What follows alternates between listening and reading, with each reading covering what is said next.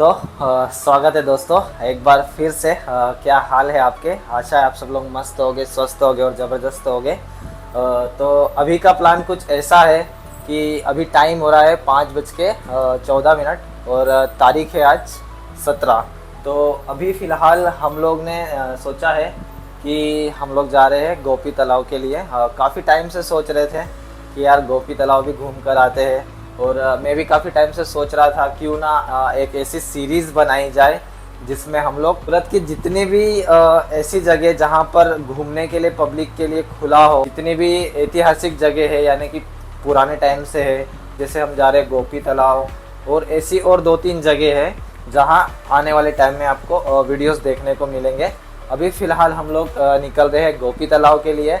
गोपी तालाब के बारे में आपको बताएंगे और वहाँ क्या क्या चीज़ें हैं, किस तरह का एरिया है वहाँ पर, और क्या एंजॉयमेंट हम वहाँ कर सकते हैं, वहाँ का जो इतिहास क्या है, वो सारी चीज़ें मैं आपको आज बताऊँगा। तो चलिए निकलते हैं यहाँ से और मिलते हैं आपसे बाइक पे। छोटा सा मोटो व्लॉग भी होगा, उसे भी इंजॉय करना। चलो निकलते हैं अब यहाँ से। हाँ उधर ही चल रहा हूँ। हाँ ठीक है, तो पहले चलते हैं इधर आंटी को मोबाइल देना है और उसके बाद फिर हम लोग गोपी तालाब के लिए निकल जाएंगे। तो यार इसके पहले वाले जो फुटेज थे उसमें एक मिस्टेक हो गई, माइक कनेक्ट नहीं किया था और मेरा ध्यान नहीं रहा। और अभी हम लोग मॉडल टाउन क्रॉस कर रहे हैं, तो एसएमसी का जो ऑफिस है मॉडल टाउन के पास, वहाँ से अब हम लोग भाटार वाला जो रोड है उससे कनेक्ट हो जाएंगे और यहाँ से सीधे फिर हम लोग पहुँच जाएंगे उधना वाले रोड की तरफ। तो थोड़ा सा डिफरेंस है इस रोड में, ये वाला पेज, उसके बाद फिर वही उधना दरवाज़ा पहुँचो और वहाँ से फिर डायरेक्ट गोपीपुरा और वहाँ से गोपी तालाब।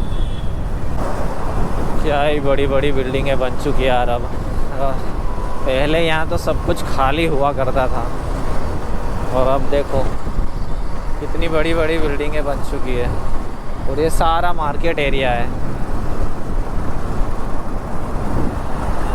मार्केट के लिए ही सारी बिल्डिंगें बनी हुई है। यहाँ पे बन रहा है HTC 2 शायद, नहीं HTC 2 नहीं होगा यार, अवध,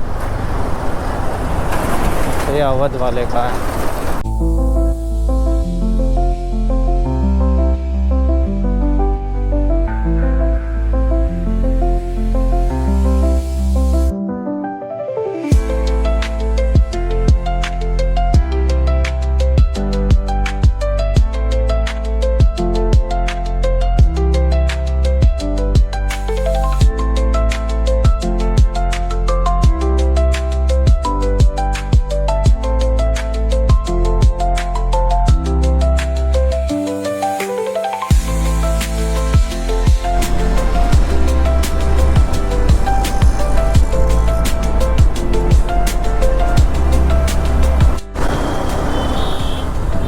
लो भाई, रिलायंस मॉल के पास पहुंच गए और ये रहा सामने उधना चौक।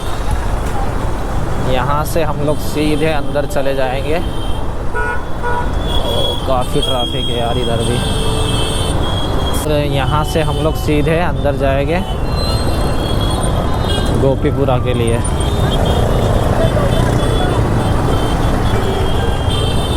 शाम के वक्त काफ़ी रश होता है यहाँ पर,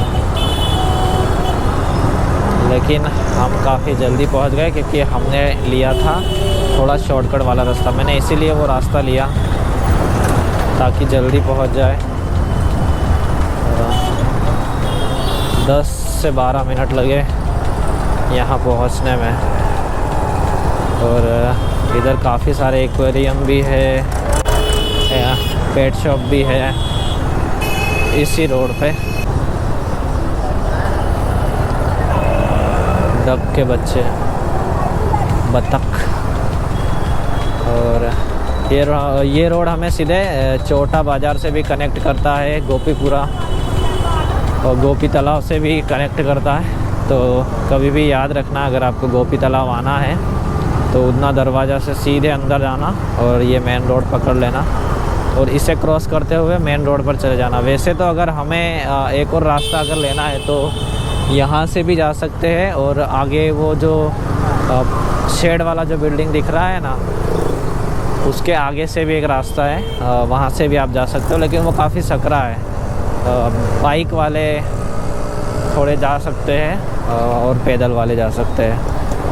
वो डायरेक्टली आपको उससे कनेक्ट कर देगा गोपी तालाब से, लेकिन हम लोग जाएंगे मेन रोड होते हुए। ये यहाँ से राज ऑटो गैरेज दिख रहा है ना, यहाँ से एक रास्ता है पीछे की तरफ से। अभी फ़िलहाल हम लोग उस रास्ते से नहीं जा रहे क्योंकि कभी कभी वो बंद भी होता है, छोटा सा रास्ता है, इसलिए मेन रास्ते से जाते हैं।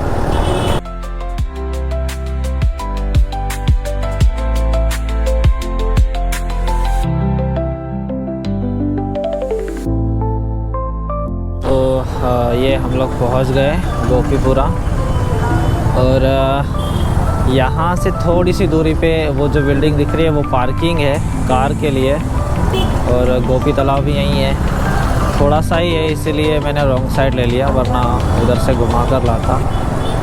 अभी यहाँ से आराम से हम लोग चले जाएंगे। यहाँ आप लोग अगर देखोगे तो कार के लिए काफ़ी अच्छी पार्किंग बना के रखी हुई है और काफ़ी बड़ी भी है, सेफ़ है। और बाइक के लिए उसके ठीक सामने है, वहाँ पे भी अच्छे से आप बाइक पार्क कर सकते हो।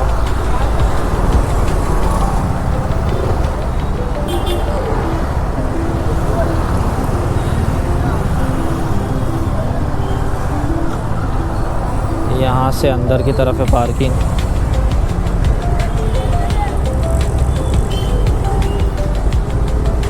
यहाँ लगाते हैं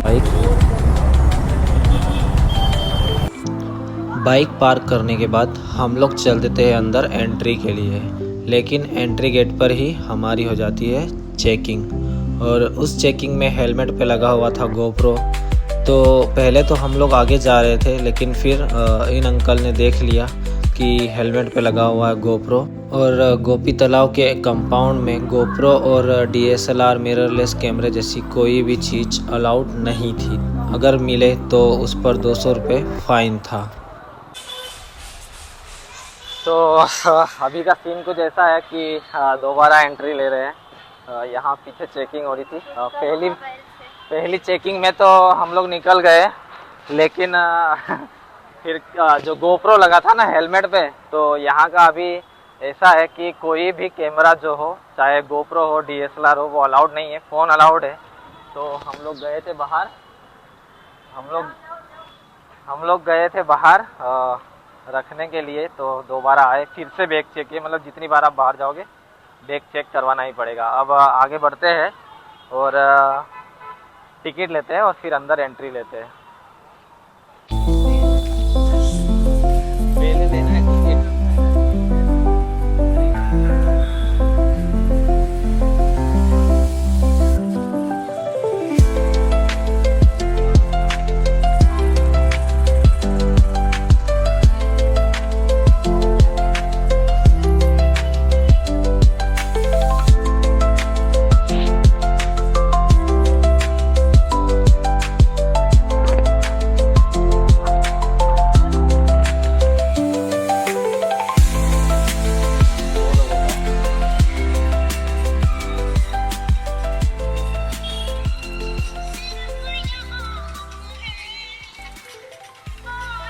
तो यहाँ से है एंट्री और यहाँ है घाट एरिया।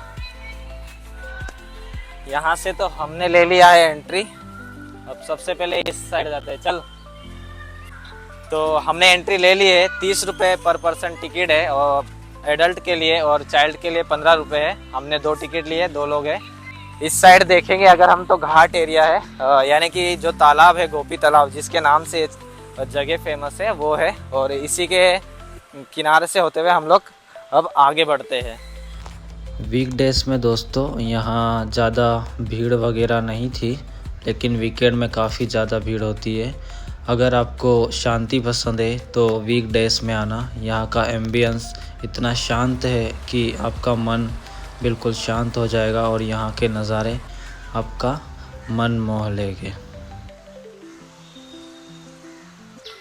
तो आपने देखा कि हमने वहाँ से एंट्री ली। एंट्री लेने के बाद हम लोग राइट साइड में अभी आए हैं और यहाँ पर कुछ ये लिखा है चतुष्मुखी वाव, यानी यहाँ से अंदर रास्ता है और इस रास्ते में अंदर क्या है वो देखते हैं।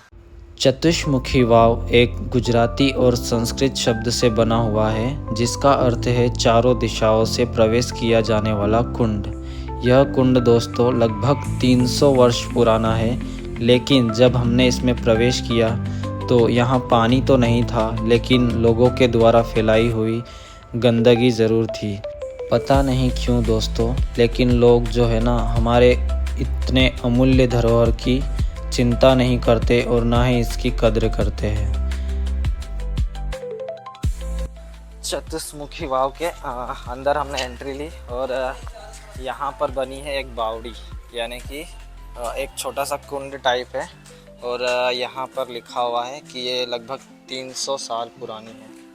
तो यहाँ के स्ट्रक्चर को देख के आप समझ सकते हो कि ये कितनी पुरानी होगी। और ये चतुष्मुखी इसलिए कहा गया है क्योंकि इसका एक एंट्रेंस ये है, दूसरा वाला वहाँ है, तीसरा वहाँ है और चौथा वहाँ है। तो यहाँ 4 जो एंट्रेंस है उसके बीच में ये जो कुंड बना हुआ है इसी को वाव कहते हैं गुजराती में, तो इसीलिए इसका नाम रखा गया है चतुष्मुखी वाव। यहाँ से अब आगे बढ़ते हैं और एक बात मैं ये कहना चाहता हूँ कि यार यहाँ सामने की तरफ आप देखोगे ना तो वहाँ घर बने हुए और वहाँ के लोग यहाँ कितना गंदा फेंकते, देखो बोतल वगैरह फेंकी हुई है, वो दवाई की बोतल वगैरह हो गई, कुछ कचरा वगैरह। तो एक चीज़ ये कहना चाहूँगा कि यार ये अपनी पुरानी चीज़ें है, पुराना धरोहर है, लगभग 300 साल पुराना ये बना हुआ है, तो इसकी देख रेख करो, सफाई रखो, अच्छे से रखो। चलो कुछ लोग जो है समझते नहीं है, लेकिन समझना चाहिए और गवर्नमेंट ने भी इस पे ध्यान देना चाहिए।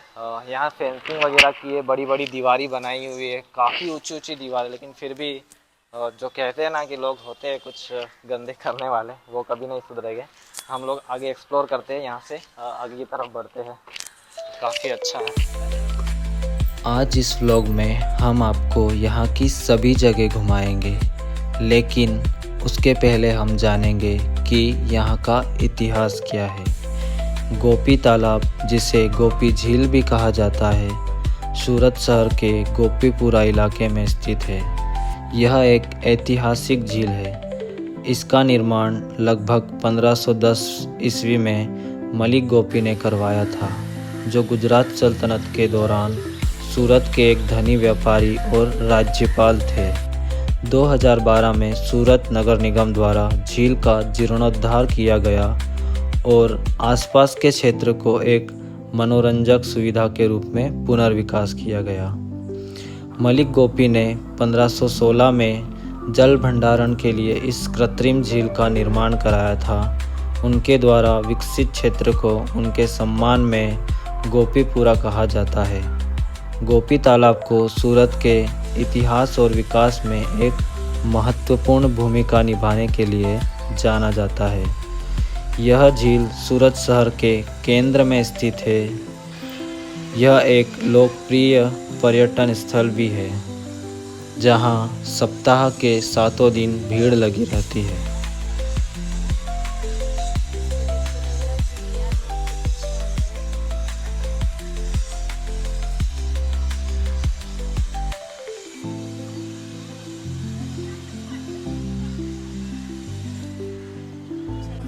दोस्तों अगर आपको तालाब के नज़दीक आना है तो इतने एरिया में लगभग 2-3 जगह ऐसी है जहां आप तालाब से थोड़ा सा नज़दीक आ सकते हैं। एक पहली जगह देखो इस तरह बनाया हुआ है, यहाँ पर है, और दूसरा यहाँ से ठीक वो जिप लाइन है ना वहाँ है, और तीसरा उधर की साइड है। तो अब ऐसा नहीं है कि ऊपर ऊपर ही घूम सकते हो, थोड़ा नीचे आकर आप जो तालाब है, जो लेक है, इसको एंजॉय कर सकते हो।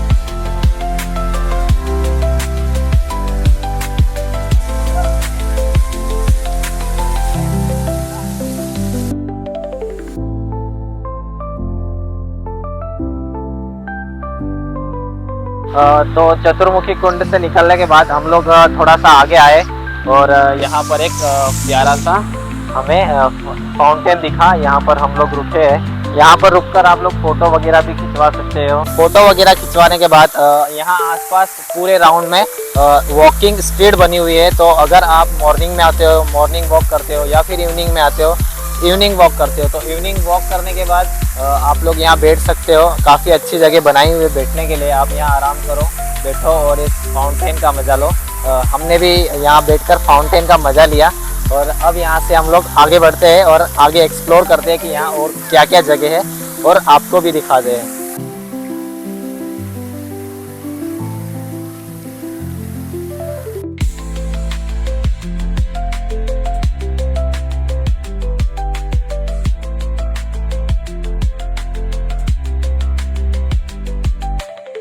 यहाँ की वॉकिंग स्ट्रीट को भी पेड़ पौधों और गार्डनिंग से ऐसे सजाया हुआ था कि यहाँ पर चलने का भी एक अलग ही मज़ा आ रहा था।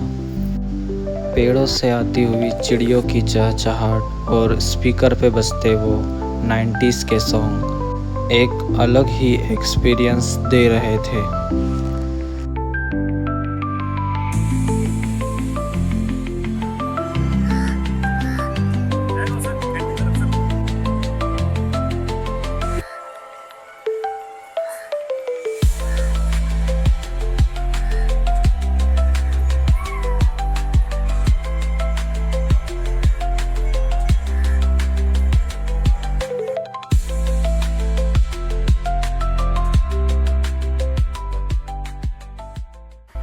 तो अभी हम लोग आ चुके हैं बोटिंग वाले एरिया में। यहाँ से होती है गोपी तालाब में बोटिंग और यहाँ सामने से लेना होता है टिकट। वहाँ पर है बोटिंग वाला ऑफिस। यहाँ से हम लोग टिकट खरीदते हैं और यहाँ से एंट्रेंस है। यहाँ आकर आप लोग बोटिंग भी इंजॉय कर सकते हो बढ़िया तरीके से।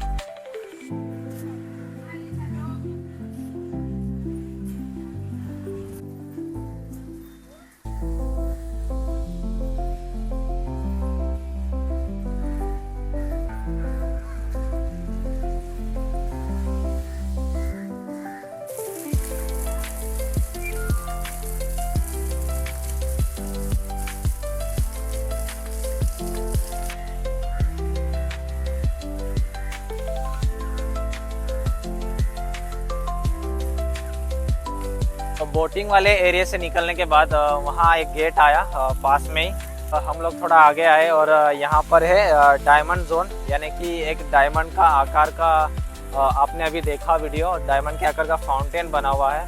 और वहाँ से थोड़ा सा इस साइड में आने पर यहाँ अगर आप देखोगे तो क्या ही व्यू आ रहा है इस लेक का, गोपी तालाब का।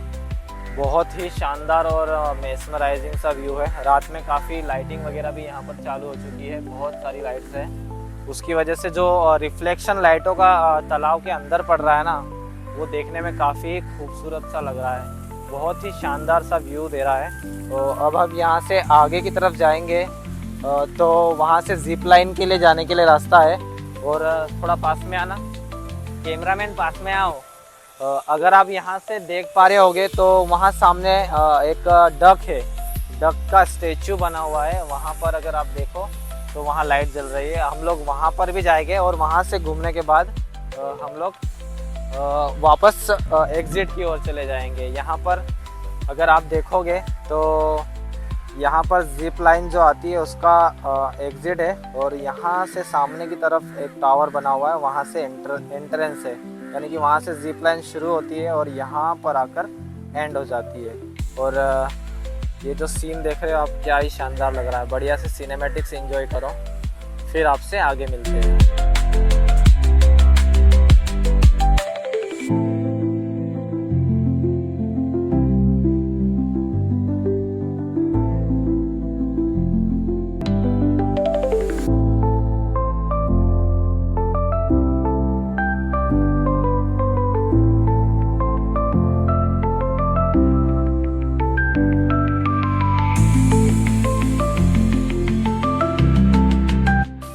अभी काफ़ी अंधेरा हो चुका है दोस्तों। वीडियो शूट भी कर रहा हूँ तो क्वालिटी में काफ़ी गिरावट आ रही है। तो जहाँ जहाँ अच्छे अच्छे शॉट्स मिलेंगे, जहाँ जहाँ अच्छी अच्छी लाइट्स मिलेगी, अब मैं वहाँ शूट करूँगा और यहाँ से फिर हम लोग आगे बढ़ेंगे। और यही है वो डायमंड फाउंटेन जहाँ की मैं अभी बात कर रहा था, जिसके आपने थोड़े बहुत शॉट्स देखे। और यहाँ से आगे हम लोग जाएंगे तो यहाँ आगे शायद गेमिंग वगैरह है। हाँ, यहाँ पर क्रिकेट वगैरह खेल सकते हैं, बच्चों के लिए प्लेइंग एरिया है। देखो, अगर आप देखोगे तो यहाँ जंपिंग का है और यहाँ पर है क्रिकेट खेलने के लिए ऑटोमेटिक मशीन लगी हुई है। ये जो मशीन है वो बॉल थ्रो करती है और वहाँ सामने की तरफ रहकर आप क्रिकेट खेल सकते हैं। और चिल्ड्रन प्ले में अगर आप देखोगे तो यहाँ पर ये जंपिंग है और मिक्की माउस जंप भी है, स्लाइडर, तो वहाँ पर भी आप एंजॉय कर सकते हो।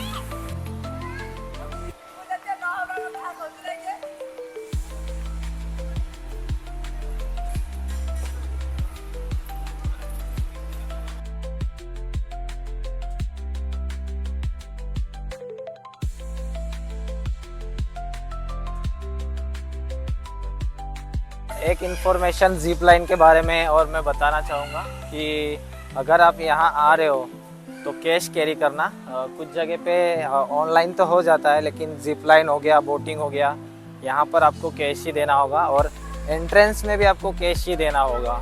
खाने पीने में अगर आप ऑनलाइन कर रहे हो तो चल जाएगा, लेकिन एंट्रेंस हो गया, बोटिंग हो गया, यानी कि कोई भी एक्टिविटी अगर आप कर रहे हो ज़्यादातर, तो आपको कैश ही देना होगा। तो मेक श्योर करना कि कैश लेकर आओ। ऑनलाइन वगैरह वहाँ पर एक्सेप्ट नहीं होता है।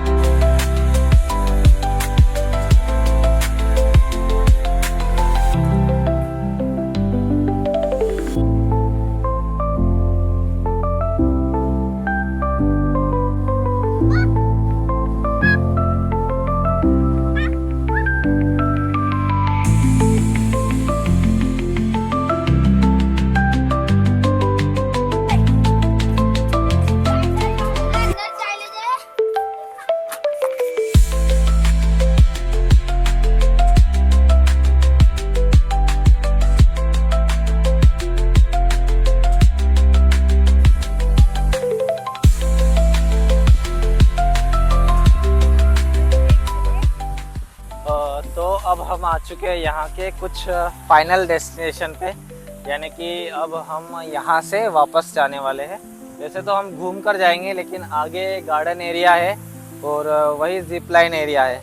तो यहाँ का जो मेन अट्रैक्शन है वो है ये डक स्टेचू और ये जो लेक गोपी तालाब, और यहाँ पे जो ये डक स्टेचू बना हुआ है, बतख का एक बड़ा सा स्टेचू, यही यहाँ का मेन अट्रैक्शन है। यहाँ काफ़ी लोग आते हैं और अपनी पिक्चर्स वगैरह क्लिक करवाते हैं, बढ़िया सा एंजॉय करते हैं और फिर एंजॉय करके अपने अपने घर जाते हैं। और वैसे ही हम लोग भी अब यहाँ से घर के लिए निकलेंगे। यहाँ से एक्सिट हो गए और फिर घर चले जाएंगे। और यहाँ तक आपने ये व्लॉग देखा, इसमें काफ़ी सिनेमैटिक मैंने यूज़ किए। अगर आपको ये सिनेमैटिक अच्छे लगे, ये व्लॉग अच्छा लगा हो, तो व्लॉग को लाइक करना, चैनल को सब्सक्राइब करना, एक प्यारा सा कमेंट छोड़ना कि कैसा आपको लगा आज का ये व्लॉग। अब आपसे मिलेंगे नेक्स्ट व्लॉग में, और वो व्लॉग शायद इसके बाद काफ़ी जल्दी आ जाएगा, क्योंकि हम लोग कहीं जा रहे हैं, एक छुट्टी और मिली है तो सोचा उसका इस्तेमाल कर ले। और चलो फिर मिलेंगे आपसे नेक्स्ट व्लॉग में। तब तक के लिए bye bye, take care, bye bye bye bye. और इसकी कुछ बढ़िया से सिनेमैटिक शॉट एंजॉय करके जाओ। Bye bye.